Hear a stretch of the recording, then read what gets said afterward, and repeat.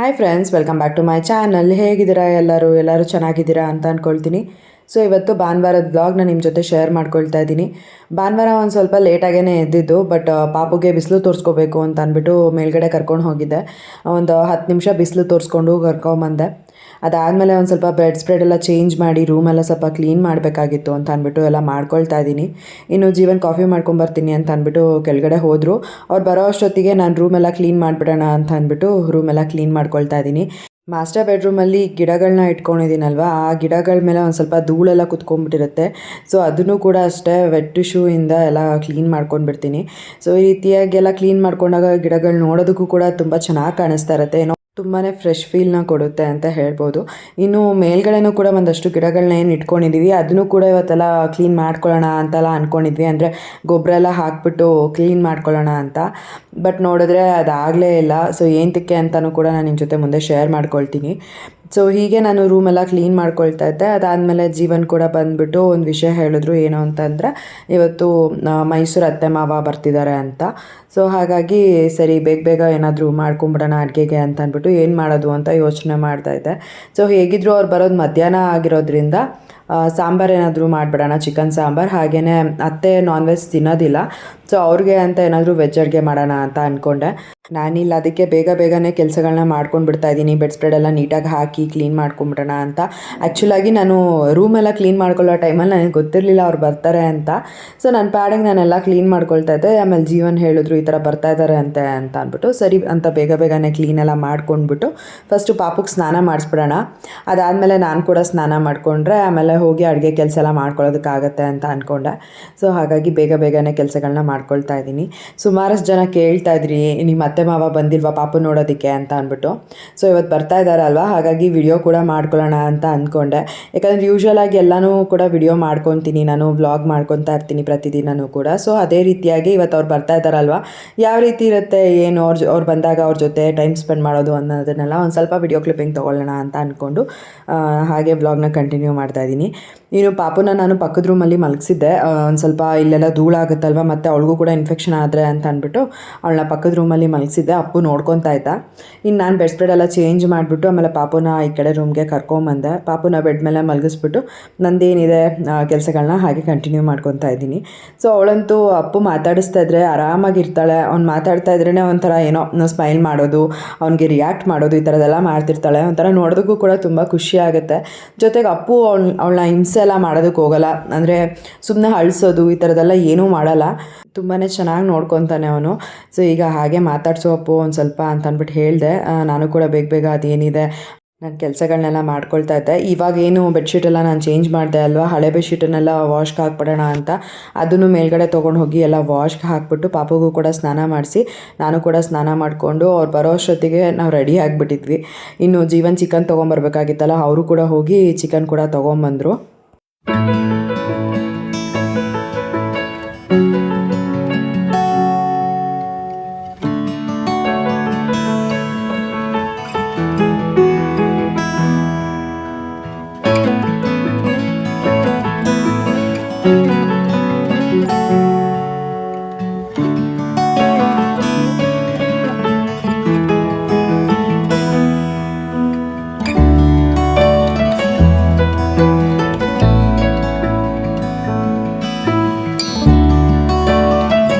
ತುಂಬ ಜನ ವೀವರ್ಸ್ ಕೇಳ್ತಾ ಇರ್ತೀರಾ, ನೀವು ಯಾವುದು ಪಿಲ್ಲೋ ಯೂಸ್ ಮಾಡ್ತಾ ಇದ್ದೀರಾ, ತುಂಬ ಚೆನ್ನಾಗಿದೆ ಅಂತ. ನಿಜ ಹೇಳಬೇಕು ಅಂತ ಅಂದರೆ 1 ಇಯರಿಂದ ಯೂಸ್ ಮಾಡ್ತಾ ಇದ್ದೀವಿ. ಪಿಲ್ಲೋ ಆಗಿರ್ಬೋದು, ಮ್ಯಾಟ್ರಸ್ ಆಗಿರ್ಬೋದು ತುಂಬಾ ಚೆನ್ನಾಗಿದೆ. ಏನೂ ಕೂಡ ಒಂದು ಸ್ವಲ್ಪನೂ ಪ್ರಾಬ್ಲಮ್ ಆಗಿಲ್ಲ. ನನಗಂತೂ ಪರ್ಸ್ನಲಿ ತುಂಬಾ ಇಷ್ಟ ಆಗಿದೆ ಅಂತ ಹೇಳ್ಬೋದು. ಸೊ ಪಿಲ್ಲೋ ಬಗ್ಗೆ ಕೇಳ್ತಾ ಇದ್ರಿ ಅಲ್ವಾ, ಲಿಂಕ್ ಅಂತ ಕಮೆಂಟ್ ಮಾಡಿದ್ರೆ ನಾನು ಲಿಂಕ್ನ ಕೂಡ ಸೆಂಡ್ ಮಾಡ್ತೀನಿ, ಸೊ ದಟ್ ನೀವು ಬೈ ಮಾಡ್ಬೋದು. ಇನ್ನು ತುಂಬ ಜನ ಕಟನ್ ಎಲ್ಲಿ ತೊಗೊಂಡ್ರಿ ಚೆನ್ನಾಗಿದೆ ಅಂತಲೂ ಕೂಡ ಹೇಳ್ತಾ ಇದ್ರಿ. ಕಟನ್ನ ಬಂದುಬಿಟ್ಟು ನಾನು ಡಿಮಾರ್ಟಲ್ಲಿ ತೊಗೊಂಡಿದ್ದು. ಸೇಮ್ ನಿಮಗೆ ಕಲರ್ ಬೇಕು ಕಟನ್ ಅಂತ ಅಂದರೆ ಕಮೆಂಟ್ ಮಾಡಿ ಲಿಂಕ್ ಅಂತ, ನಾನು ಸೊ ದಟ್ ಕಟನ್ನ ಕೂಡ ನಾನು ಸೆಂಡ್ ಮಾಡಿಕೊಡ್ತೀನಿ ನಿಮಗೆ. ಅದಾದಮೇಲೆ ನೆಟ್ಟೆಡ್ ಕಟನ್ ಕೂಡ ಅಷ್ಟೇ, ಕ್ವಾಲಿಟಿ ವೈಸ್ ಎಲ್ಲ ತುಂಬಾ ಚೆನ್ನಾಗಿದೆ. ಆ್ಯಕ್ಚುಲಾಗಿ ಹೇಳಬೇಕು ಅಂತ ಅಂದರೆ ನಾನು ಇನ್ನೊಂದು ಸೆಟ್ ತೊಗೋಬೇಕು, ಬಟ್ ರಿಪೀಟೆಡ್ಲಿ ನಾನು ಇದನ್ನೇ ಹಾಕ್ತಾಯಿದ್ದೀನಿ ವಾಶ್ ಮಾಡಿಬಿಟ್ಟು. ಬಟ್ ಒಂದು ಪೇರ್ ಎಕ್ಸ್ಟ್ರಾ ತೊಗೊಳ್ಳೋಣ ಅಂತ ಕೂಡ ಅನ್ಕೊತಾ ಇದ್ದೀನಿ. ನೋಡೋಣ, ಒಂದು ಸ್ವಲ್ಪ ಪಾಪು ದೊಡ್ಡವಳಾಗಲಿ ಅವಾಗ ಒಂದು ಸ್ವಲ್ಪ ಡಿಮಾರ್ಟ್ಗೆ ಹೋಗಿ ತೊಗೊಂಬರೋಣ ಅಂತ ಅಂದ್ಕೊಂಡಿದ್ದೀನಿ. ಇಲ್ಲ ಅಂತಂದರೆ ಆದರೆ ನಾನು ಈ ಮೀಶೋ ಅಥವಾ ಅಮೆಝಾನಲ್ಲಿ ಫ್ಲಿಪ್ಕಾರ್ಟಲ್ಲಿ ಬೈ ಮಾಡೋಣ ಅಂತ ಅಂದ್ಕೊಂಡಿದ್ದೀನಿ. ನೋಡೋಣ ಹೇಗಾಗುತ್ತೆ ಅಂತ. ಇನ್ನು ಅತ್ತೆ ಮಾವನೂ ಕೂಡ ಬಂದರು. ನಾವು ಕೂಡ ಅಷ್ಟೊತ್ತಿಗೆ ಸ್ನಾನ ಮಾಡಿಕೊಂಡು ಪಾಪುಗೂ ಸ್ನಾನ ಮಾಡಿಸಿ ಅಪ್ಪುಗೂ ಕೂಡ ಸ್ನಾನ ಮಾಡಿಸಿ ಎಲ್ಲ ಕಂಪ್ಲೀಟ್ ರೆಡಿ ಆಗಿಬಿಟ್ಟಿದ್ವಿ. ಜೀವನ್ ಮಾತ್ರ ಹೊರಗಡೆ ಹೋಗಿ ಚಿಕನ್ ತೊಗೊಂಡು ಬಂದರು. ಸೊ ಅವ್ರು ಬಂದು ಚಿಕನೆಲ್ಲ ವಾಶ್ ಮಾಡಿ ಇಟ್ಬಿಟ್ಟು ಅದಾದಮೇಲೆ ನಾನು ಕೂಡ ಅಡುಗೆ ಮಾಡೋಣ ಅಂತ ಅಂದ್ಬಿಟ್ಟು ಹೋದೆ. ಈಗ ತಾನೇ ಬಂದ್ರಲ್ಲ ಅಂತ ಅಂದ್ಬಿಟ್ಟು ಅವ್ರಿಗೂ ಕೂಡ ಜ್ಯೂಸ್ ಮಾಡಿಬಿಟ್ಟು ಕೊಟ್ಟೆ. ಸೊ ಹೀಗೆ ಮಾತಾಡ್ತಾಯಿದ್ರು. ಪಾಪುನೂ ನೋಡಿ ತುಂಬ ಖುಷಿಪಟ್ಟರು. ಸೇಮ್ ಜೀವನ್ ಥರನೇ ಇದ್ದಾಳೆ, ತುಂಬ ಕ್ಯೂಟಾಗಿದ್ದಾಳೆ ಅಂತೆಲ್ಲ ಹೇಳ್ತಿದ್ರು. ಆ್ಯಕ್ಚುಲಾಗಿ ಸ್ಟಾರ್ಟಿಂಗ್ ಪಾಪು ಹುಟ್ಟಿದಾಗ ನೋಡೋದಕ್ಕೆ ಸೇಮ್ ನಂತರ ಇದ್ಲು ಅಂತ ಹೇಳ್ತಿದ್ರು ಅತ್ತೆ. ಸೊ ಆಮೇಲೆ ಒಂದು ಸ್ವಲ್ಪ ಈಗ ಜೀವನ್ ಥರ ಚೇಂಜ್ ಆಗಿದ್ದಾಳೆ ಅಂತ. ಬಟ್ ಆ್ಯಕ್ಚುಲಾಗಿ ಹೇಳಬೇಕು ಅಂತಂದರೆ ಜೀವನ್ ಥರನೇ ಫಸ್ಟಿಂದನೂ ಇರೋದು. ತುಂಬ ಜನನೂ ಕೂಡ ಹೇಳ್ತಿರ್ತೀರ ಸೇಮ್ ಜೀವನ್ ಥರನೇ ಇರೋದು ಅಂತ. ಆ್ಯಂಡ್ ಅದು ನಿಜಾನೇ, ಸೇಮ್ ಟು ಸೇಮ್ ಜೀವನ್ ಥರನೇ. ಜೀವನ್ಗೆ ಕೂಡ ರೈಟ್ ಸೈಡ್ ಡಿಂಪಲ್ ಬರುತ್ತೆ, ಪಾಪುಗೂ ಕೂಡ ರೈಟ್ ಸೈಡ್ ಡಿಂಪಲ್ ಬರುತ್ತೆ. ಸೊ ಅವಳು ಸ್ಮೈಲ್ ಮಾಡಿದಾಗ ಒಂಥರ ನೋಡೋದಕ್ಕೆ ಚೆನ್ನಾಗಿ ಕಾಣಿಸುತ್ತೆ. ಅದು ನಾನು ಯಾವಾಗಲೂ ಕೂಡ ಪ್ರೆಗ್ನೆನ್ಸಿನಲ್ಲಿ ಅದೊಂದು ಮ್ಯಾನಿಫೆಸ್ಟ್ ಮಾಡ್ಕೊಳ್ತಾ ಇದ್ದೆ, ಸೇಮ್ ನಿನ್ನ ಥರನೇ ಹುಟ್ಬೇಕು ಪಾಪು, ಯಾಕಂದರೆ ನಿನಗೆ ರೈಟ್ ಸೈಡ್ ಡಿಂಪಲ್ ಬರುತ್ತೆ, ಪಾಪುಗೂ ಕೂಡ ರೈಟ್ ಸೈಡ್ ಡಿಂಪಲ್ ಬಂದರೆ ಚೆನ್ನಾಗಿರುತ್ತೆ. ಹೇಗಿದ್ರು ಅಪ್ಪುಗಂತೂ ಆ ಥರ ಡಿಂಪಲ್ ಬರೋದು ಆ ಥರ ಏನೂ ಇಲ್ಲ, ಅಟ್ಲೀಸ್ಟ್ ಈ ಪಾಪುಗಾದರೂ ಬರಲಿ ಅಂತ ಅಂದ್ಕೊಳ್ತಾ ಇದ್ದೆ. ಆ್ಯಂಡ್ ಸೇಮ್ ಸಿರಿಗೂ ಕೂಡ ಅದೇ ರೀತಿಯಾಗೇ ಇದೆ. ಸೊ ಅದಂತೂ ನಂಗೆ ತುಂಬ ಖುಷಿ ಅಂತ ಹೇಳ್ಬೋದು. ಅವಳು ಸ್ಮೈಲ್ ಮಾಡಿದಾಗ ನೋಡೋದಕ್ಕೆ ಒಂಥರ ಚೆನ್ನಾಗಿ ಕಾಣಿಸುತ್ತೆ. ಅದರಲ್ಲೂ ಹೆಣ್ಮಕ್ಳಿಗೆ ಡಿಂಪಲೆಲ್ಲ ಇದ್ರಲ್ಲ ಎಷ್ಟು ಕ್ಯೂಟಾಗಿ ಕಾಣಿಸ್ತಾರೆ ಸ್ಮೈಲ್ ಮಾಡಿದಾಗ. ಸೊ ಅತ್ತೆ ಅಂತೂ ಪಾಪುನ ನೋಡಿ ತುಂಬಾ ಖುಷಿಪಟ್ಟರು. ಒಂದು ಸ್ವಲ್ಪ ಹೊತ್ತು ಪಾಪು ಜೊತೆ ಟೈಮ್ ಸ್ಪೆಂಡ್ ಮಾಡಿಬಿಟ್ಟು ನಾನು ಕೂಡ ಅಡುಗೆ ಮನೆಯಲ್ಲಿ ಅಡುಗೆ ಮಾಡ್ತಾಯಿದ್ದೆ ಅಲ್ವಾ, ನನ್ನ ಹತ್ರ ಮಾತಾಡೋದಕ್ಕೆ ಅಂತ ಬಂದರು. ಸೊ ಅವ್ರ ಹತ್ರ ಮಾತಾಡಿಕೊಂಡು ನಾನು ಕೂಡ ಬೇಗ ಬೇಗ ಅಡುಗೆನ ಮಾಡಿಕೊಂಡೆ.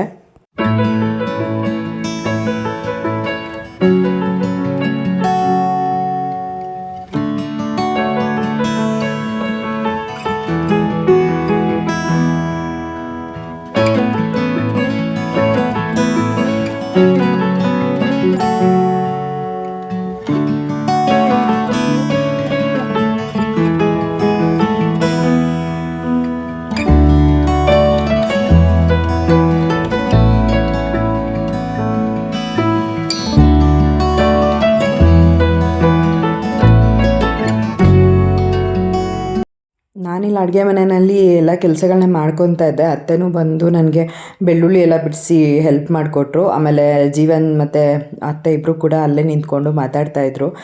ಅವ್ರು ಮಾತಾಡಿಕೊಂಡು ಇರುವಾಗ ನನಗೂ ಕೂಡ ಟೈಮ್ ಪಾಸ್ ಆಗ್ತಾಯಿತ್ತು. ಜೊತೆಗೆ ಬೇಗನೆ ನನ್ನ ಕೆಲಸಗಳನ್ನೂ ಮಾಡಿಕೊಂಡೆ. ಮತ್ತು ಒಬ್ಬರೇ ಅಡುಗೆ ಮಾಡಬೇಕು ಅಂತಂದಾಗ ಒಂದು ಸ್ವಲ್ಪ ಎಲ್ಲರೂ ಇದ್ದಾಗಲ್ವ ಬೇಜಾರಾಗ್ತಿರತ್ತೆ. ಅಯ್ಯೋ ಅವರೆಲ್ಲ ಮಾತಾಡ್ತಾಯಿದ್ದಾರೆ, ನಾನು ಒಬ್ಬಳು ಅಡುಗೆ ಮನೆಯಲ್ಲಿ ಅಡುಗೆ ಮಾಡ್ತಾಯಿದ್ದೀನಿ ಅಂತ. ಬಟ್ ಎಲ್ಲರೂ ಅಡುಗೆ ಮನೆಗೆ ಬಂದು ಮಾತಾಡೋವಾಗ ಅಲ್ವ ನನಗೂ ಕೂಡ ಒಂಥರ ಖುಷಿ ಆಗ್ತಾಯಿತ್ತು. ಅವರೊಟ್ಟಿಗೆ ಮಾತಾಡಿಕೊಂಡು ನಾನು ನನ್ನ ಅಡುಗೆ ಕೆಲಸಗಳನ್ನ ಮಾಡ್ಕೊಳ್ತಾ ಇದ್ದೆ. ಸೊ ಅತ್ತೆನೂ ಒಂದಷ್ಟು ಏನು ಹೆಲ್ಪ್ ಮಾಡಿಕೊಡ್ಬೇಕು ಅದನ್ನೆಲ್ಲ ಮಾಡಿಕೊಡ್ತಾಯಿದ್ರು.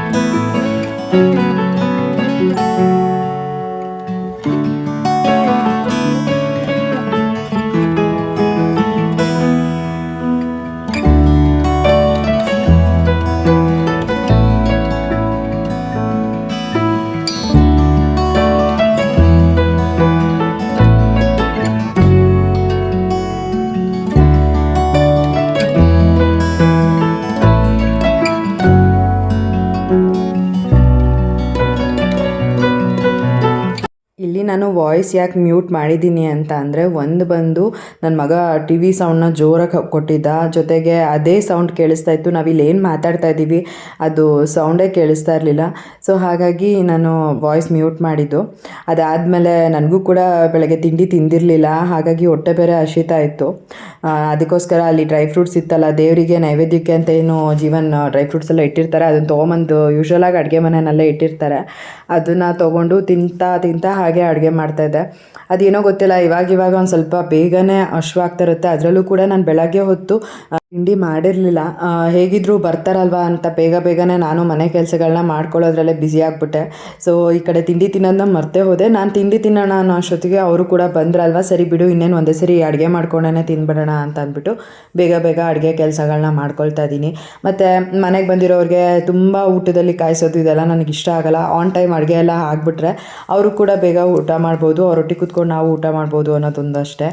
ಫಸ್ಟ್ ನಾನಿಲ್ಲಿ ಚಿಕನ್ ಸಾಂಬಾರು ಮತ್ತು ಕಬಾಬ್ ಮಾಡೋಣ ಅಂತ ಅಂದ್ಕೊಂಡೆ. ಆಮೇಲೆ ಕಬಾಬ್ ಲೇಟ್ ಆಗುತ್ತೆ, ಚಿಕನ್ ಸಾಂಬಾರು ಒಂದೇ ಮಾಡು ಸಾಕು, ನೈಟ್ಗೂ ಕೂಡ ನಮಗೂ ಆಗುತ್ತೆ ಅಂತ ಜೀವನ್ ಹೇಳಿದ್ರು.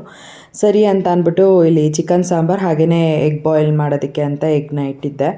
ಆಮೇಲೆ ಅತ್ತೆ ನಾನ್ ವೆಜ್ ಹೇಗಿದ್ದರೂ ತಿನ್ನಲ್ವಲ್ಲ, ಸೊ ಹಾಗಾಗಿ ನಾನು ಏನಂತ ಅಂದ್ಕೊಂಡೆ ಅಂದರೆ ಇನ್ಸ್ಟಾಗ್ರಾಮಲ್ಲಿ ಒಂದು ಸಿಂಪಲ್ಲಾಗಿ ಈಸಿ ರೆಸಿಪಿನ ನೋಡ್ಕೊಂಡಿದ್ದೆ ವೆಜ್ಜಲ್ಲಿ. ಸೊ ಹಾಗಾಗಿ ಅದನ್ನೇ ಫಸ್ಟ್ ಅತ್ತೆಗೆ ಟ್ರೈ ಮಾಡಿಕೊಡೋಣ ಅಂತ ಅಂದ್ಬಿಟ್ಟು ಅದನ್ನು ಮಾಡೋಣ ಅಂತ ಅಂದ್ಕೊಂಡೆ.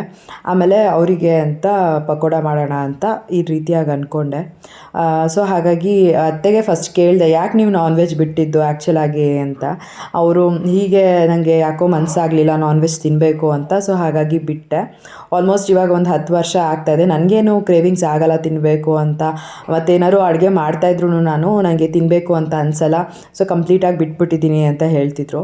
ಸೊ ನಾನು ಅದೇ ಅಂದ್ಕೊಳ್ತಾ ಇರ್ತೀನಿ ಒಂದೊಂದು ಸತಿ ನಾನು ನಾನ್ ವೆಜ್ ಕಂಪ್ಲೀಟಾಗಿ ಬಿಟ್ಬಿಡಬೇಕು ಅಂತ. ಯಾಕಂತಂದರೆ ಯೂಶ್ವಲಾಗಿ ನಾವು ಈ ಶ್ರಾವಣ ಬಂದಾಗ, ಕಾರ್ತಿಕ ಬಂದಾಗ ಎಲ್ಲ ನಾನ್ ವೆಜ್ ತಿನ್ನಲ್ಲ. ಅದಾದಮೇಲೆ ಇವಾಗ ನಾನು ವೈಭವಲಕ್ಷ್ಮಿ ಪೂಜೆ ಎಲ್ಲ ಮಾಡ್ತೀನಲ್ವ, ಆವಾಗಲೂ ಕೂಡ ನಾನು ನಾನ್ ವೆಜ್ ತಿನ್ನಲ್ಲ. ಆ ಒಂದು 8 ವಾರ ಏನಿರುತ್ತೆ ಆವಾಗ. ಅದಾದಮೇಲೆ ಈಗ ನಾವು ಹೇಗಿದ್ದರೂ ಸತ್ಯನಾರಾಯಣ ಸ್ವಾಮಿ ಪೂಜೆ ಮಾಡಿಸ್ತೀವಿ ವರ್ಷಕ್ಕೊಂದ್ಸಲಿ, ಆವಾಗ ಒಂದು 48 ದಿನ ತಿನ್ನಲ್ಲ. ಸೊ ಈ ಥರ ತಿನ್ನಲ್ಲ ಅಂತ ಆಲ್ಮೋಸ್ಟ್ ಒಂದು ಅರ್ಧ ವರ್ಷ ತಿನ್ನೋದೇ ಇಲ್ಲ. ಇನ್ನೊಂದು ಅರ್ಧ ವರ್ಷ ಲೆಕ್ಕದಲ್ಲಿ ತಿಂತೀವೋ ಏನೋ, ಅದರಲ್ಲೂ ಕೂಡ ಈ ಸೋಮವಾರ, ಗುರುವಾರ, ಶನಿವಾರ ಅಂತ ತಿನ್ನಲ್ಲ.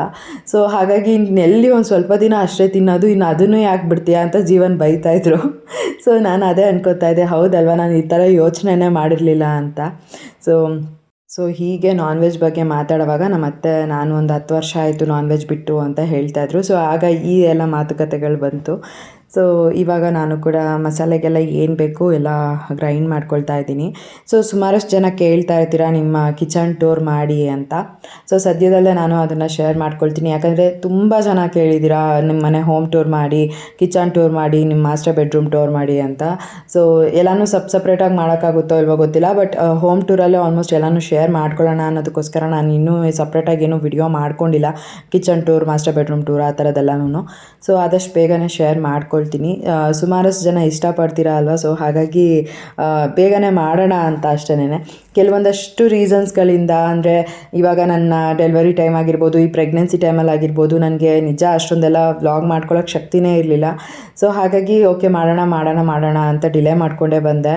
ಆಮೇಲೆ ನಾನು ಕೂಡ ಮನೇನ ಇದೇ ಥರನೇ ಡೆಕೋರೇಟ್ ಮಾಡಿ ನಿಮ್ಮ ಜೊತೆ ಶೇರ್ ಮಾಡ್ಕೋಬೇಕು ಅನ್ನೋದು ಕೂಡ ಒಂದು ಮೇಯ್ನ್ ರೀಸನ್ ಅಂತಲೇ ಹೇಳ್ಬೋದು. ಸೊ ಹಾಗಾಗಿನೂ ಕೂಡ ನಾನು ಡಿಲೇ ಮಾಡ್ಕೊಂಡು ಬಂದಿದ್ದಾಯಿತು. ಸೊ ಇನ್ನೂ ಜಾಸ್ತಿ ಏನೂ ಡಿಲೇ ಮಾಡಲ್ಲ, ಆದಷ್ಟು ಬೇಗನೆ ಶೇರ್ ಮಾಡ್ಕೊಳ್ತೀನಿ. ಪಾಪುನೂ ಒಂಚೂರು ಅಟ್ಲೀಸ್ಟ್ 1.5 ಮಂತ್ ಆದರೂ ಆಗಲಿ ಅಂತ ಅಂದ್ಕೊಂಡಿದ್ದೆ. ಈಗ ಪಾಪುನೂ ಕೂಡ ಆಲ್ಮೋಸ್ಟ್ 1.5 ಮಂತ್ ಆಗ್ತಾ ಅಲ್ವಾ. ಸೊ ಹಾಗಾಗಿ ಜೀವನ್ಗೆ ಯಾವಾಗ ಫ್ರೀ ಇರುತ್ತೆ, ಸೊ ಅವತ್ತಿನ ದಿನ ನೋಡಿಕೊಂಡು ಕಂಪ್ಲೀಟ್ ನಮ್ಮನೆ ಹೋಮ್ ಟೂರ್ನ ಮಾಡಿ ನಿಮ್ಮ ಜೊತೆ ಶೇರ್ ಮಾಡ್ಕೊಳ್ತೀನಿ. ಸುಮಾರಷ್ಟು ಜನ ಕೇಳ್ತಾ ಇರ್ತೀರ, ಅಟ್ಲೀಸ್ಟ್ ವ್ಲಾಗಲ್ಲಿ 1-2 ಕಮೆಂಟ್ ಆದರೂ ಇದ್ದೇ ಇರುತ್ತೆ ಹೋಮ್ ಟೂರ್ ಮಾಡಿ ಅಂತ ಅಂದ್ಬಿಟ್ಟು. ಸೊ ಹಾಗಾಗಿ ಅದನ್ನು ಕೂಡ ಆದಷ್ಟು ಬೇಗನೆ ಮಾಡ್ತೀನಿ.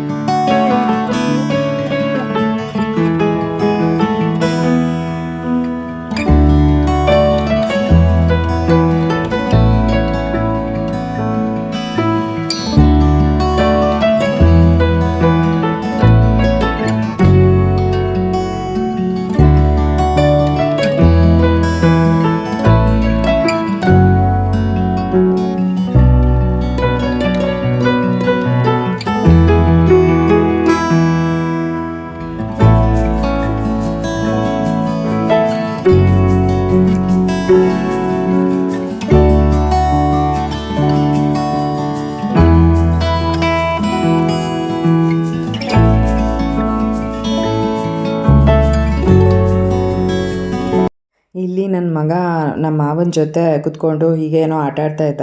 ಸೊ ಅವನ ಹತ್ರ ಒಂದು ಡ್ರಾಯಿಂಗ್ ಪ್ಯಾಡ್ ಇದೆ. ಸೊ ಅದರಲ್ಲಿ ಏನಾದರೂ ಡ್ರಾ ಮಾಡಿಬಿಟ್ಟು ಅಥವಾ ಏನಾದರೂ ಬರೆದುಬಿಟ್ಟು ಕೊಟ್ಟರೆ ಅದನ್ನು ಈಸಿಯಾಗಿ ಎರೇಸ್ ಮಾಡ್ಬೋದು. ನಮ್ಮ ಕಾಲದಲ್ಲೆಲ್ಲ ಒಂಥರ ಬೇರೆ ಥರ ಡ್ರಾಯಿಂಗ್ ಪ್ಯಾಡ್ ಇತ್ತು. ಸೊ ಇವಾಗ ಈ ರೀತಿಯಾಗಿ ಬಂದಿದೆ.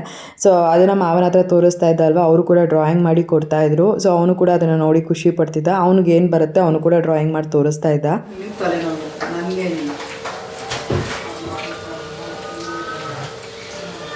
ಸುಮ್ಮನೆ ಕ್ಲಿಪ್ ಇರೋದನ್ನ ಹಾಕ್ಬಿಟ್ಟು ಎಷ್ಟೊತ್ತು ಅದೇನೋ ಹೇಳ್ತಾ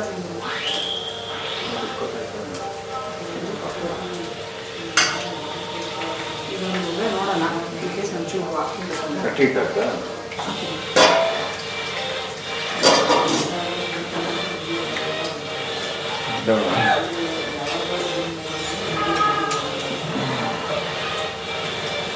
ನಾನು ಝೆಪ್ಟೋಯಿಂದ ಒಂದು ಸ್ವಲ್ಪ ಶಾರ್ಟೇಜ್ ಇತ್ತು ಬೋಂಡ ಮಾಡೋದಕ್ಕೆ ಅಂತ ಅಂದ್ಬಿಟ್ಟು ಕಡಲೆ ಹಿಟ್ಟು ಮತ್ತು ಅಕ್ಕಿ ಹಿಟ್ಟನ್ನು ಆರ್ಡರ್ ಮಾಡಿ ತರಿಸ್ಕೊಂಡೆ. ಸೊ ಆ ಪ್ಯಾಕೆಟ್ ಏನು ಯೂಸ್ ಮಾಡಿದೆ ಅಲ್ವಾ ನಾನು, ಒಂದು ಸ್ವಲ್ಪ ಪಕೋಡಾಗೆ ಏನು ಬೇಕು ಒಂದಷ್ಟು ಹಿಟ್ಟನ್ನು ತೊಗೊಂಡು ಅದಾದಮೇಲೆ ಆ ಪ್ಯಾಕೆಟ್ನ ಹಾಗೆ ಇಟ್ಬಿಡಿ ಕ್ಲಿಪ್ ಹಾಕ್ಬಿಟ್ಟು ಅಂತ ಕೊಟ್ಟರೆ, ಇವರು ಚಾಕು ಕೊಡಿಲಿ ನಾನು ಅದನ್ನು ಬಿಸಿ ಮಾಡಿಬಿಟ್ಟು ಅದರಿಂದ ನೀಟಾಗಿ ಸುಟ್ಬಿಟ್ಟು ಎತ್ತಿಡ್ತೀನಿ, ಸೊ ಇದು ಕೂಡ ಒಂದು ಹ್ಯಾಕು, ನೀನು ಮಾಡ್ಬೋದು ಅಂತೆಲ್ಲ ಹೇಳ್ತಿದ್ರು. ನಾನು ಅದನ್ನೇ ಹೇಳ್ತಿದ್ದೆ, ಇರೋದನ್ನು ಯೂಸ್ ಮಾಡ್ಕೊಳ್ರಿ ಅಂತಂದರೆ ಈ ಇಲ್ದಿರೋ ಟೈಮಲ್ಲಿ ಏನೇನೋ ಯೂಸ್ ಮಾಡ್ಕೊಳ್ತೀರಾ, ಬೇಡ ಅದೆಲ್ಲ ಅಂತ ಅಂದ್ಬಿಟ್ಟು ಹೇಳ್ತಾ ಇದ್ದೆ. ಸೊ ನನ್ನ ಗಂಡ ಇದೇ ಥರ ಏನಾದರೂ ಒಂದು ಅಲ್ವಾ, ಅವ್ರಿಗೆ ಎಲ್ಲಾದರೂ ಒಂದು ನೋಡಿರ್ತಾರೆ ಅದನ್ನು ಆ ಥರ ಮಾಡ್ಬೋದಲ್ವಾ ಅಂತ ಅಂದ್ಬಿಟ್ಟು ಈ ಬ್ಯುಸಿ ಇರೋ ಟೈಮಲ್ಲಿ ಹೇಳ್ತಾರೆ ಅವರು.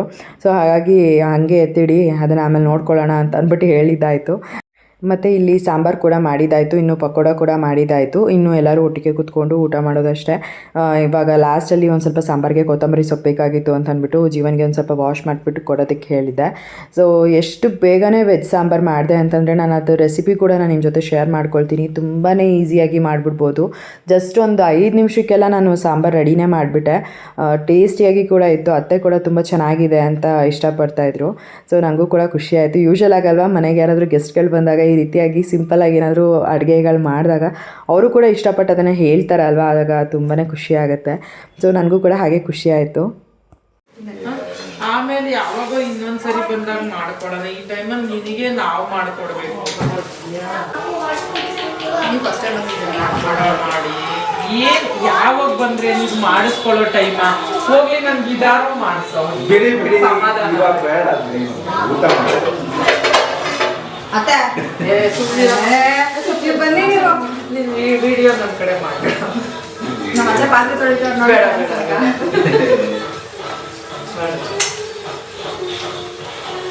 ಪಾಪ ಜೀವನ್ ನಿನಗೂ ನೋವಿದೆ, ಅವಳು ರೆಸ್ಟ್ ಇರ್ಬೇಕು. ಏನ್ರ ಇವೆಲ್ಲ ನೀವು, ನಾವೆಲ್ಲ ಏನು ಅನ್ಕೊಳ್ಳೋದು. ನಂಗೆ ನಿಜವಾದ ಆ ಬಾತ್ ಕೊಟ್ಬಿಟ್ಟಿದ್ರೆ ಸಮಾಧಾನ ಇತ್ತು. ನಾನೀಗ ಬಂದು ತೊಂದರೆ ಕೊಟ್ಟನಲ್ಲ ಅನ್ನಿಸ್ತಾ. ಇನ್ನೇನು ಅದೆಲ್ಲ ಮಾಡಿಕೊಂಡು ನಿಮಗೆ ಒಬ್ರು ಬಂದು ಮಾಡಿಕೊಡ್ಬೇಕು.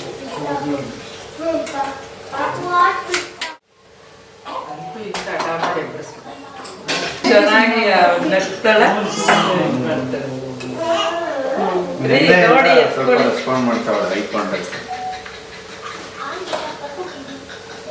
ಸಿರಿ ಸಿರಿ ಮತ್ತೆ ಒಂದ್ಸರಿ ಚೆನ್ನಾಗಿ ಎದ್ಲು, ಮತ್ತೆ ಕಣ್ಣಿಟ್ಕೊಂಡು ಇಂಪ್ರೂವ್ಮೆಂಟ್ ಮಾಡ್ತಾವ ಮಾತಾಡಿಸ್ತಾ ಇದ್ರೆ.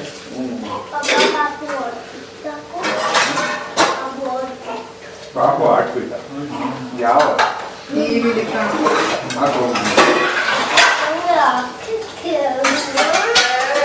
ಹೇಳ್ಬಿಡ್ರಿ ಹೋಗ್ಲಿ, ಬೇಬಿ ಸಾಕ್ಬಿಟ್ಟು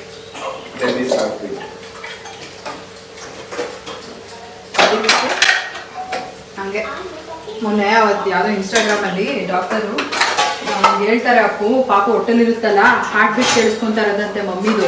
ಪಾಪು ಈಚೆ ಕಡೆ ಬಂದ್ಬಿಟ್ರೆ ಪಾಪು ಅಲೋನ್ ಅಂತ ಅನ್ಸುತ್ತಲ್ವಾ, ಅದಕ್ಕೆ ಪಾಪು ಅಳೋದು ಅಂತ ಅಂದರೆ ಈ ನನ್ನ ಮಗ ಟಿ ವಿಲಿ ಹಾಕ್ಬಿಟ್ಟು ಕೇಳಿಸ್ತಾ ಇರ್ತಾನೆ ಅವಳಿಗೆ. ಹತ್ರ ಸಾಕು ಒಂದು ಹಾಕೋದು ಇಶ್ ಅನ್ನೋದು ಹಾರ್ಟ್ಬೀಟ್ ಪಾಪುದು.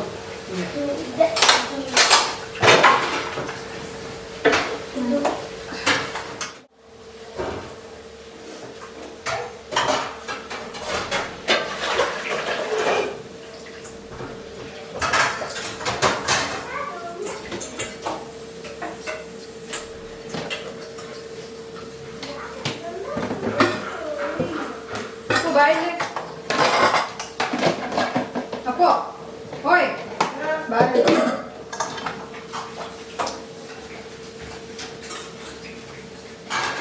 ನೋಡಿ ಚೆನ್ನಾಗಿ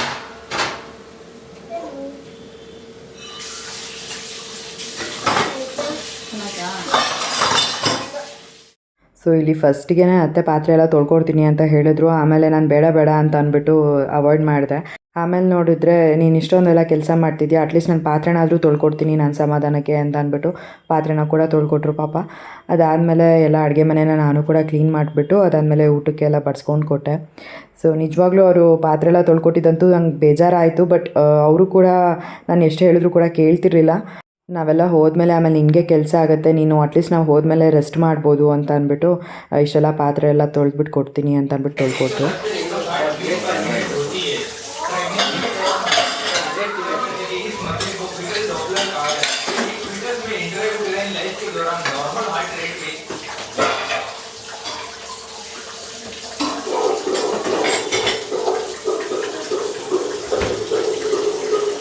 ಇದು ಕ್ಯಾರೆಟ್ ABC ಜ್ಯೂಸ್ ಬರುತ್ತಲ್ಲ, ಇದಕ್ಕೆ ತಗೊಳ್ಳೋಂಗಿಲ್ವೋ ಏನೋ.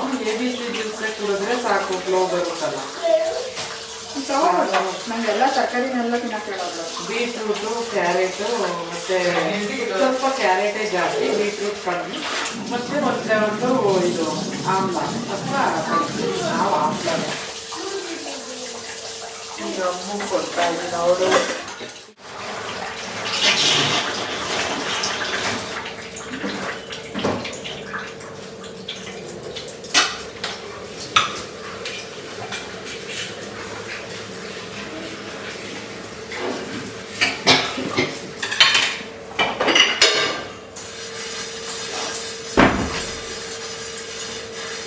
ಪಾಪು ದೊಡ್ಡವಳಾಗಿ ನೀನು ಎಲ್ಲ ಇದು ಮಾಡ್ಕೊಂಡಾಗ ಅವಾಗ ಮಾಡೋದು ಒಂಥರ ಏನಕ್ಕೆ ಈಗಿದೆಲ್ಲ ರಿಸ್ಕ್ ಆಗುತ್ತೆ ಮಾಡ್ಕೋಬೇಕು ಈಗ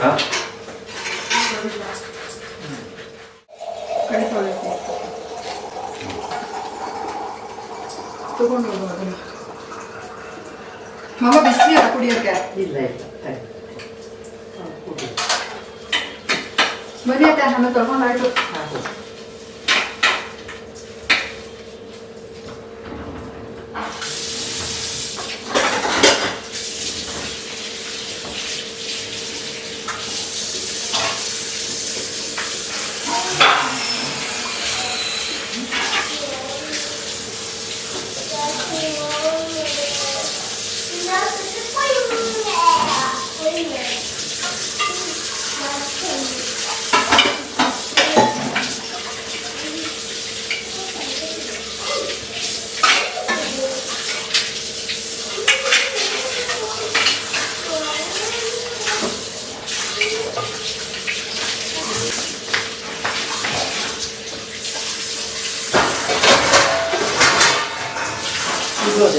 ಬೇಡ ಬೇಡ, ಅದು ಡ್ರಾಪ್ ಆಗ್ತಾ ಇದೆ. ಇದು ಯಾಕೆ ಅಲ್ಲೊಂದು ಇಲ್ಲೊಂದು ಎಲ್ಲನೂ ಇಟ್ಟಿರ್ತಾರೆ ನೀವು?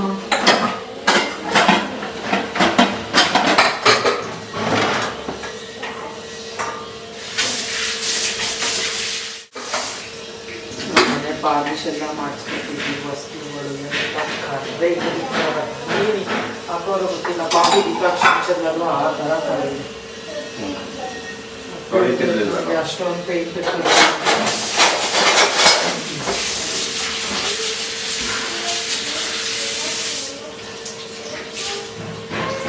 ಯಾರಿದ್ದಾರೆ ಈಗ? ಯಾವ ಕ್ಯಾಸ್ಟ್? ಫಸ್ಟ್ ಇಯರ್ ಬ್ರಾಹ್ಮಿನ್ಸ್ ಅಲ್ಲ, ಕ್ರಿಶ್ಚಿಯನ್ಸ್ ಬಂದರು. ಇಲ್ಲ ಹೀಗೆ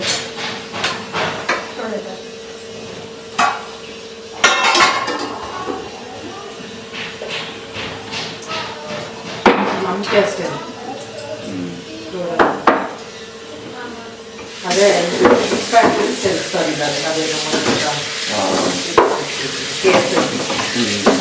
ಅದ್ರಲ್ಲಿ ವರ್ಕ್ ಮಾಡ್ತಾರೆ. ಮಗಳು ಮದುವೆ ಮಾಡೋದು ಯಾರ್ದವ್ವ ನಿಮ್ಗೆ ಇಷ್ಟೊತ್ತು ತುಪ್ಪ ತಿನ್ಬೇಕಂತೆ, ಗುಡ್ ಫ್ಯಾಟ್. ಅಯ್ಯೋ ಸರಿ, ಇಷ್ಟೊಂದು ಅನ್ನ. ಓ ದೇವ್ರೆ, ನಾನು ಹಂಗೆ ಮನೆಗೆ ಹೋಗ್ತೀನಿ ಇವತ್ತು. ಇಲ್ಲ ಮಲಿಕೊಳ್ಳಿ, ನಾಳೆ ಹೋಗಿರಂತೆ. ಮಕ್ಕಳು ಬಂದಿದ್ರೆ ಆ ಕೆಲಸನೇ ಮಾಡ್ಬೋದಿತ್ತು ಜಾಸ್ತಿ. ಅದೇ ಈಗ ವೆಜ್ಜು ಅಲ್ಲ, ನಾವು ನಾನ್ ವೆಜ್ಜು, ವೆಜ್ ತಿನ್ನಲ್ಲ ನಾವು. ಇಷ್ಟೇ ಇಷ್ಟ. ಇಲ್ಲ ತಿನ್ನಿ, ಏನಾಗಲ್ಲ. ಏನಾಗಲ್ಲ. ಬೋಂಡ ಅಲ್ಲ, ಅದು ಪಕೋಡ. ಇಲ್ಲಿ ಆರಾಮಾಗಿ ಸೊ ಎಲ್ಲರೂ ಕೂತ್ಕೊಂಡು ಒಟ್ಟಿಗೆ ಊಟನ ಕೂಡ ಮಾಡಿದ್ವಿ. ಸೊ ಇಲ್ಲಿ ಜೀವನ ಅಪ್ಪುಗೆ ಊಟ ಮಾಡಿಸ್ಕೊಂಡು ಅವರು ಕೂಡ ಊಟ ಮಾಡ್ತಾಯಿದ್ರು. ನಾನು ಕೂಡ ಬೆಳಗ್ಗೆಯಿಂದ ಊಟ ಮಾಡಿರಲಿಲ್ವಲ್ಲ, ಅದೊಂಥರ ನನಗೆ ಟಯರ್ಡ್ ಫೀಲ್ ಆಗ್ತಾಯಿತ್ತು. ಸೊ ಹಾಗಾಗಿ ನಾನು ಕೂಡ ಊಟ ಹಾಕ್ಕೊಂಡು ಬಂದೆ ಊಟ ಮಾಡೋಣ ಅಂತ. ಸೊ ಎಲ್ಲರೂ ಕುತ್ಕೊಂಡು ಹೀಗೆ ಮಾತಾಡಿಕೊಂಡು ಊಟನ ಕೂಡ ಮಾಡ್ಕೊಂಡ್ವಿ. ಪಾಪನೂ ಕೂಡ ಮಲ್ಕೊಂಡಿದ್ಲಲ್ಲ, ನಾನು ಅವಳು ಎದ್ದೇಳೋಷ್ಟೊತ್ತಿಗೆ ಊಟ ಮಾಡ್ಕೊಂಬಿಡೋಣ ಅಂತ. ಪಾಪ ಅವಳಿಗೆ ಆಲ್ಮೋಸ್ಟ್ 2 hours ಆಗೋಗ್ಬಿಟ್ಟಿತ್ತು. ಅವಳು ಮಲ್ಕೊಂಡೇ ಇದ್ಲು, ಇನ್ನೂ ಎದ್ದಿರಲಿಲ್ಲ. ಸೊ ಅವಳು ಎದ್ದೇಳೋ ಅಷ್ಟೊತ್ತಿಗೆ ಊಟ ಮಾಡ್ಕೊಂಬಿಟ್ರೆ ಅದೊಂದು ಆಗೋಗ್ಬಿಡುತ್ತೆ ಅಂತ ಬೇಗನೆ ಊಟ ಮಾಡಿಕೊಂಡೆ. ಆಮೇಲೆ ಅವಳು ಎದ್ಮೇಲೆ ಅವಳಿಗೆ ಫೀಡಿಂಗ್ ಮಾಡಿಸಿದ್ರೆ ಆಯಿತು ಅಂತ. ಜಾಸ್ತಿ ಫೋರ್ಸಾಗದು ದೊಡ್ಡೋಳಂದ್ರೆ ನಂಗೆ ಆಯ್ತು, ತುಂಬ ದೊಡ್ಡೋಳಂದ್ರೆ. ಎಲ್ಲಿ ನೀವು ಅಣ್ಣ ಎಷ್ಟು ಚೆನ್ನಾಗಿ ಮೂಮೆಂಟ್ಸ್ ಮಾಡಕ್ಕಿದ್ದಾರೆ ಅಂದರೆ ನಮ್ಮ ಆರಿಸ್ಕೊಂಡು ಐಬ್ರೋಸ್ ಎಲ್ಲ ಬಂದೇ ಇರಲಿಲ್ಲ ಅವ್ರು ಹುಟ್ಟಿದಾಗ, ಈಗ ಬರ್ತಾರ ಮೊಟ್ಟೆ ಬಂದಿದೆಯಲ್ಲ ಸಾಕಿಷ್ಟು, ಇನ್ನು ಬರ್ತಾ ನೀವು ತಿಂತಾ ನಮ್ಮ ಇವ್ರಿಗೆ ಸವಿತಾ ಮಗಳು ವಿಶ್ರುತಾ ಅಂತ ನೋಡಿರ್ಬೋದು. ಸ್ವಾಮಿ ಅಂಕಲ್ದು ಮಗಳು ಸವಿತಾ ಮಗಳು, ಅವ್ರ ಹಂಗೇನೆ ಬಾದಾಮಲ್ಲೇ, ಅದೇ ಮೈಸೂರಲ್ಲಿ ಸ್ಪೇನ್ ಮ್ಯಾನೇಜರ್ ಟ್ರಾನ್ಸ್ಫರ್ ಆಗಿದ್ದಾರೆ. ಅವ್ರು ಚಿಕ್ಕ ಬೇಬಿಯಿಂದಾನು ನೋಡಿದ್ದೀನಿ ನಾವು, ಅದೇ ಆಗ್ತಿದ್ವಿ. ಸ್ಕಿನ್ ಏನು ಗ್ಲೋ ಏನು ನೈಸ್ ಇರ್ತಾವೆ ಮಗಳಿಗೆ. ಏನಿಲ್ಲ ಚಿನ್ನ, ಫ್ರೂಟ್ಸ್ ಎಲ್ಲ ಆಮೇಲೆ ದೊಡ್ಡೊಳದಾಗ ಕೊಡ್ತಾ ಅವಳಿಗೆ ಏನು ಇದು ಮೂಗು ಬಗ್ಗಿಸ್ಬೇಕು, ಒತ್ತಬೇಕು, ಏನು ಇಲ್ಲ. ಚೆನ್ನಾಗಿರ್ತಿದೆ, ಇಲ್ಲೂ ಎದ್ದಿದೆ. ನಾವೇನು ಮಾಡೇ ಇಲ್ಲ ಅವಳಿಗೆ. ಅಲ್ಲಿ ಇವ್ರ ಸಿಸ್ಟರ್ ನೋಡಿದ್ರೆ ಹೇಳ್ತೀನಿ, ಏನು ಮಾಡಂಗಿಲ್ಲ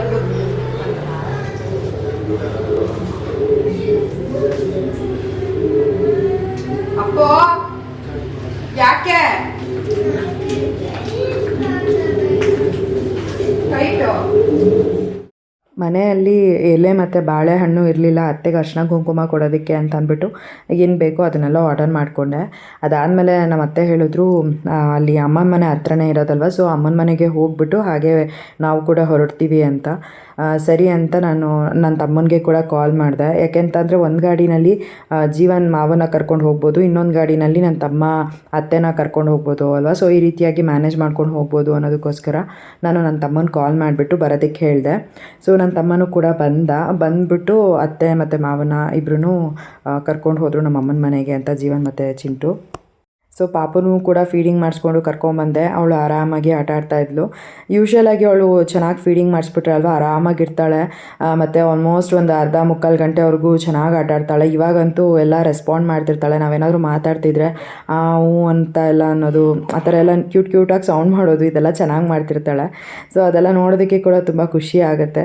ಸೊ ಅದನ್ನು ಅವರು ಕೂಡ ನೋಡಿ ಎಂಜಾಯ್ ಮಾಡ್ತಾಯಿದ್ರು. ಎಷ್ಟು ಕ್ಯೂಟಾಗಿ ಮಾಡ್ತಾಳೆ, ಎಷ್ಟು ಚೆನ್ನಾಗಿ ಇದು ಮಾಡ್ತಾಳೆ, ರಿಯಾಕ್ಟ್ ಮಾಡ್ತಾಳೆ ಅಂತ. ಸಿರಿ ಜೊತೆನೂ ಕೂಡ ಒಳ್ಳೆ ಟೈಮ್ನ ಸ್ಪೆಂಡ್ ಮಾಡಿದ್ರು.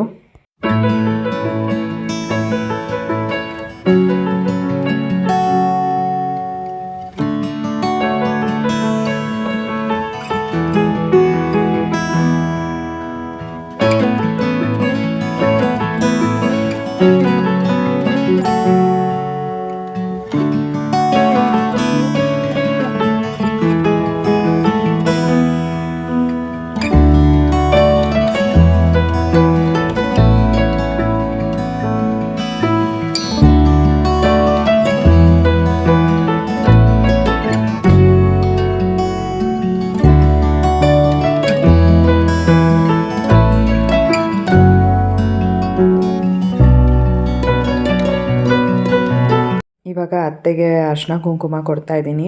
ಸೊ ಅವರಂತೂ ಯಾಕಮ್ಮ ಇದೆಲ್ಲ ಅಂತೆಲ್ಲ ಹೇಳ್ತಿದ್ರು. ಆ್ಯಂಡ್ ಅಷ್ಟೊತ್ತಿಂದ ನಿಂತ್ಕೊಂಡೇ ಇದೆಯಾ, ಅಷ್ಟೆಲ್ಲ ಮಾಡ್ತಿದ್ಯಾ, ಸ್ವಲ್ಪ ಹೊತ್ತು ರೆಸ್ಟ್ ಮಾಡು ಅಂತಲೂ ಕೂಡ ಹೇಳ್ತಿದ್ರು ಹೋಗೋವಾಗ. ಸೊ ತುಂಬ ಖುಷಿ ಆಯಿತು ಅವ್ರು ಬಂದಿದ್ದು, ಪಾಪನ ನೋಡಿದ್ದು, ನಮ್ಮ ಜೊತೆ ಒಂದೊಳ್ಳೆ ಕ್ವಾಲಿಟಿ ಟೈಮ್ನ ಸ್ಪೆಂಡ್ ಮಾಡಿದ್ದು. 1 ತಿಂಗಳು ನಮ್ಮ ಮನೆಗೂ ಬಾ, ನಾನು ಬಾಣಂತನ ಮಾಡಿಕೊಡ್ತೀನಿ ಅಂತ ಹೇಳ್ತಿದ್ರು. ಸೊ ಅವ್ರು ಹೇಳಿದ್ದು ನಂಗೆ ತುಂಬಾ ಖುಷಿ ಆಯಿತು. ಬಟ್ ನನಗೂ ಕೂಡ ಮೈಸೂರಿಗೆಲ್ಲ ಹೋಗೋದಕ್ಕಾಗಲ್ಲ. ಇವಾಗ ಒಂದು ಸ್ವಲ್ಪ ಟ್ರಾವೆಲೆಲ್ಲ ಮಾಡಬೇಕಂದ್ರೆ ನನಗೂ ಕೂಡ ಕಷ್ಟ ಆಗುತ್ತೆ. ಬಟ್ ಅವ್ರು ಆ ಮಾತು ಹೇಳಿದಂತೂ ನಂಗೆ ತುಂಬಾ ಖುಷಿ ಆಯಿತು. ಅಷ್ಟು ಕೇರ್ ಕನ್ಸರ್ನಿಂದ ಹೇಳಿದ್ರಲ್ಲ ಅಂತ. ಆ್ಯಂಡ್ ಅವ್ರು ಬಂದಿದ್ದಂತೂ ನನಗೆ ತುಂಬಾ ಖುಷಿ ಆಯಿತು. ಪಾಪನ ನೋಡಿ ಅವರು ಕೂಡ ತುಂಬ ಖುಷಿಪಟ್ಟರು. ನಮ್ಮ ಜೊತೆನೂ ಕೂಡ ಒಂದೊಳ್ಳೆ ಕ್ವಾಲಿಟಿ ಟೈಮ್ನ ಸ್ಪೆಂಡ್ ಮಾಡಿದ್ರು. ಹೀಗೆ ಯಾವಾಗಲೂ ಬರ್ತಿರಲಿ ಅವರು ನಮ್ಮ ಮನೆಗೆ. ಆ್ಯಕ್ಚುಲಾಗಿ ನಾವು ಮದುವೆ ಮಾಡ್ಕೊಂಡಾಗಿಂದ ಅಲ್ವಾ, ಅವರು ನಮ್ಮನೆ ಗೃಹ ಪ್ರವೇಶಕ್ಕೆ, ಅದಾದಮೇಲೆ ನನ್ನ ಸೀಮಂತಕ್ಕೆ ಅಂತ 2 ಸರಿ ನಮ್ಮನೆಗೆ ಬಂದಿದ್ದು. ಅದಾದಮೇಲೆ ಇವಾಗ ಏನು ಬರ್ತಿದ್ದಾರೆ, ಇದು 3ನೇ ಸಲ ನಮ್ಮನೆಗೆ ಬರ್ತಿರೋದು.